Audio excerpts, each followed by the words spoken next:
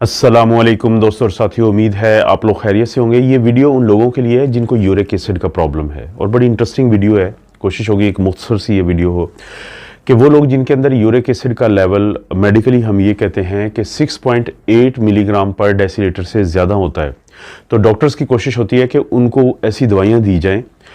जिसको हम uric acid की दवाई कहते हैं आमतौर पे। और मकसद क्या होता है कि जब भी किसी भी इंसान में यूरिक एसिड की जो कंसंट्रेशन है वो 6.8 मिलीग्राम पर डेसीलीटर से ज़्यादा होती है तो इसके क्रिस्टल बनते हैं, और वो क्रिस्टल ना सिर्फ जोड़ों में जाते हैं बल्कि जिस्म के मुख्तलिफ हिस्सों में जाके वो डिपॉजिट होते हैं, वो वहाँ पे बैठ जाते हैं। और जब वो वहाँ पे बैठ जाते हैं तो जोड़ों का दर्द शुरू हो जाता है, सूजन शुरू हो जाती है, वो सुर्ख हो जाते हैं यानी रेड हो जाते हैं,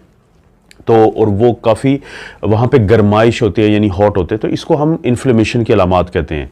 तो यूरिक एसिड के बढ़ने से होने वाले इन प्रॉब्लम्स को रोकने के लिए आम तौर पे डॉक्टर्स के अंदर भी एक बहस रहती थी कि कौन से वाली जो यूरिक एसिड की दवाई है वो अच्छी है। बहुत पुराने अरसे से हम लोग इस्तेमाल करते थे एलोप्यूरिनोल। इस वीडियो में मैं आपको जो दो बड़ी दवाइयों के नाम बताऊंगा वो दोनों जेनरिक होंगी। उसका तरीका क्या है कि आप कैसे उनके ब्रांड जान सकते हैं कि पाकिस्तान में किस नाम से हैं, और दोनों यकीन माने बहुत ही मकबूल दवाइयां हैं, यानी ब्रांड की मैं बात कर रहा हूँ, क्योंकि यूट्यूब की कोई ऐसी पॉलिसी होती है कि हम ब्रांड नहीं बता सकते, सिर्फ जेनरिक बता सकते हैं। तो इसका तरीका ये है कि आप गूगल पे जाएँ, जो दो दवाइयों के मैं नाम बताऊँगा उनको आपने लिखना है नाम, जैसे एलोप्यूरिनोल है उसका लिखना है कि एलोप्यूरिनोल ब्रांड्स इन पाकिस्तान, और इमेजेस यानी तस्वीरों पे क्लिक करना है तो आगे आपको खुद समझ आ जाएगी कि मैं कौन कौन सी दवाइयों की बात कर रहा हूँ। तो जो पुराने डॉक्टर थे या हमेशा से जो होता रहा था कि बहुत यानी काफ़ी सालों से कि हम एलोप्यूरिनोल की टैबलेट होती है तो वो शुरू करवाते थे, और यूरिक एसिड का जो लेवल है वो काफ़ी हद तक बेहतर हो जाता था, और तरीका यही होता था कि कम डोज पे शुरू करवाई जाए और उसको आहिस्ता आहिस्ता बढ़ाया जाए। और कोशिश यही थी कि दवाइयों की मदद से जो यूरिक एसिड का लेवल है वो जिस्म में 6 मिलीग्राम पर डेसीलीटर से नीचे लाया जाए, या वो सेफ एक वैल्यू है कि इससे नीचे जब यूरिक एसिड होता है तो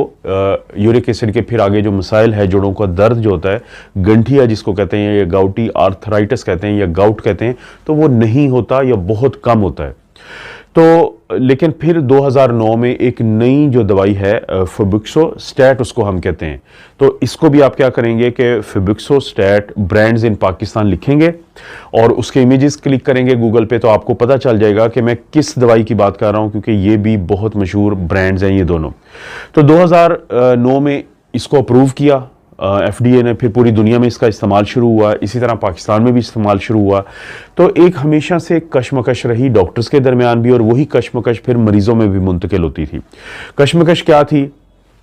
कि एलोप्यूरिनोल अच्छी दवाई है यूरिक एसिड का लेवल कम करने के लिए, गाउट का इलाज करने के लिए, या फेबुक्सोस्टैट एक अच्छी दवाई है। यानी कुछ लोग फ़र्ज़ करें कि अगर कोई पुराने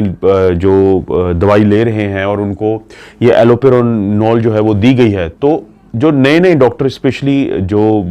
यंग डॉक्टर्स जिनको हम कहते हैं, तो वो या फिर स्पेशलिस्ट बने हैं, रूमेटोलॉजिस्ट जिसको हम कहते हैं, तो वो फेबुक्सोस्टैट पे मरीज को मुंतकिल करते थे ये कहते हुए कि नहीं ये तो पुरानी दवाई है।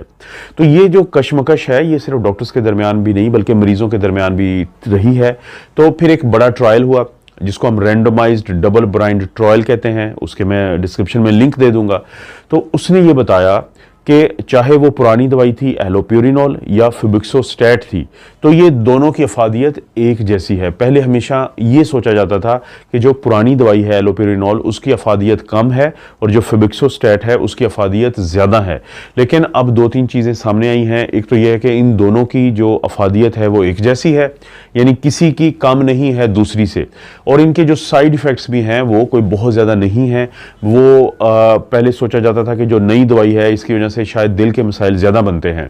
लेकिन पता ये चला है कि जो दिल के मसाइल हैं अगर वो बनते भी हैं तो दोनों में एक जितने ही हैं, लेकिन वो बहुत ज़्यादा नहीं हैं। तो इसमें फिर इस ट्रायल का जो रिज़ल्ट निकला है उसके आखिर में ये बताया गया है कि सबसे इससे अच्छी पॉलिसी ये है कि अगर किसी का जो यूरिक एसिड है वो 6.8 मिलीग्राम पर डेसीलीटर से ज़्यादा है, वो अपने डॉक्टर को दिखाता है, तो उसके डॉक्टर की कोशिश होगी को वो इन दोनों में से कोई भी दवाई जो शुरू करवाएं वो लो डोज पे शुरू करवाएं और आहिस्ता आहिस्ता उस डोज को बढ़ाते जाएं। और वो मरीज भी जिनको गुर्दों का मसाइल का सामना होता है, जिनके गुर्दे खराब होते हैं, तो उनको भी लो डोज पे ये दवाई दी जा सकती है, दोनों से यानी कि सेफली।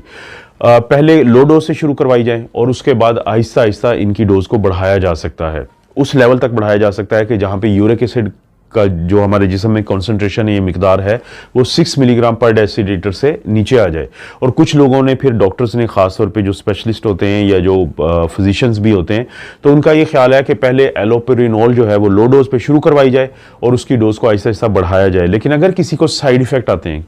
एलोपेरिनोल से, फिर उसको फेबिक्सोस्टैट पे शिफ्ट किया जाए, मुंतकिल कर दिया जाए।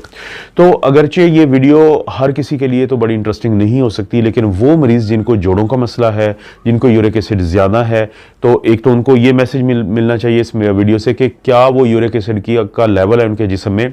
कि जिसको हम सेफ लेवल कहते हैं। और इसी तरह से दूसरा मैसेज ये मिलना चाहिए कि चाहे वो एलोपेरिनोल ले रहे हों या फेबिक्सोस्टैट, तो उनको घबराने की बात नहीं है। ये दोनों दवाइयाँ अच्छी हैं, महफूज हैं और इनकी जो अफादियत है वो दोनों की एक जैसी है।